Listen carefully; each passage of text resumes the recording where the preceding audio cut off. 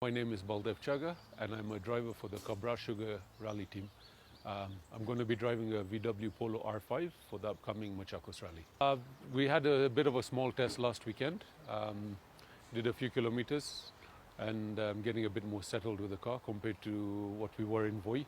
So let's see how the route is and we'll tackle it from there. We'll know exactly after the recce what will happen and we'll see how we make the notes and yeah, we'll take it as it comes. Anything new takes some time to get used to. Even the Evo, as many years as we've driven it, there's always a little more we can always find in it. So with the Polo being a fresh start, it's going to be some time before we're, I would say, close to 90% even of the car's potential. Right now, I think we're just 50 or 60% of the car's potential. So for as many years as I can think of, we've driven Group N cars and the Evo. The Polo is actually a custom-made rally car. It looks like a normal car, but everything is really customized. It's a racing car in itself. So getting used to it and how it handles and how it takes the rough, how it accelerates, how it brakes, the characteristics of this car is completely different. So it's just a matter of getting used to it. It's much easier to drive, to be honest, but also very aggressive.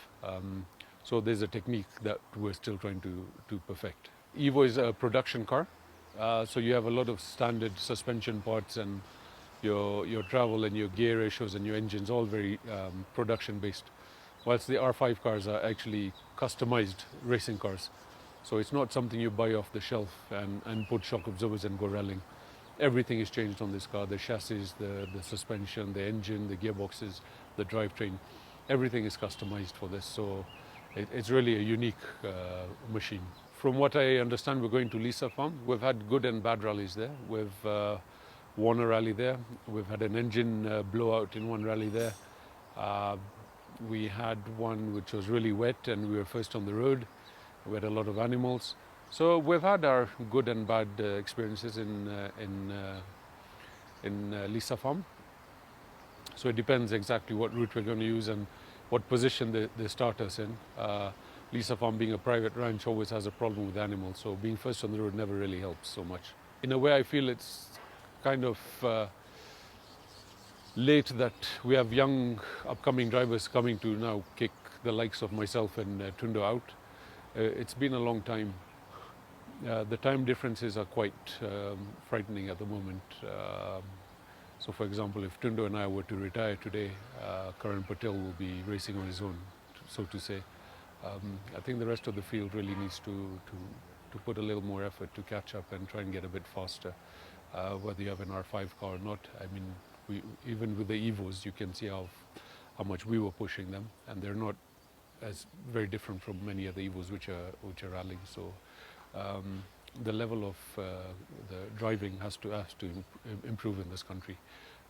Karan Patel, yeah, he's an upcoming driver. It's about time.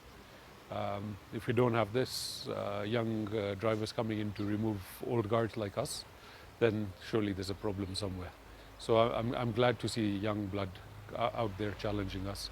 Yeah, and of course will make us push harder. Our season has been up and down this year. First rally we won. Second rally was the Equator Rally. That didn't go too well. We actually broke down on day one, but under the Super Rally rules we could start again. And the third rally was the WRC event, in which again we lost a whole day, and of course for the unfortunate incident for our teammate Tej. So we finished 16th or 18th, I can't even remember. So that was not something I want to, I'd say it's part of a good championship plan. And then the last rally we did in Voi, which is the fourth round. Everything was good. We lost a little bit of time just getting used to the car. We went off, got stuck on a sisal stump. Still came second, so that's good. 4 events to go. Let's see what the season holds for us. To be honest, without my sponsors, Sugar, Aquamist, Tim Sales, Reply, all these companies put together, they have really supported me for the past couple of years. Without them, I would really not be where I am. Sponsorship is crucial. It was a very, very nice thing to see sponsors come on board for the WRC. They came in all sorts of forms. like it used to be back in the days, well-wishers, corporates, a normal Duca, you know, just giving him nuts and bolts, for example. The spirit was really high. I wish the spirit of the WRC and supporting drivers can be carried on to the National Series. And we can see it was done, it can be done. So we really urge everyone to get together and help out each other in this sport. Give discounts, give little products. Every little bit helps. I've been there, I've started from scratch, I am where I am. I've been at it for so many years. So I've seen all angles of this sport, and I know it's not easy to start without a sponsor.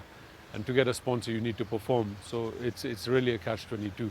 To perform, you need a good car. A good car costs money, these sponsors. So it really, you got to work hard. You just got to keep your head above water and just keep trying. That's my personal take on that.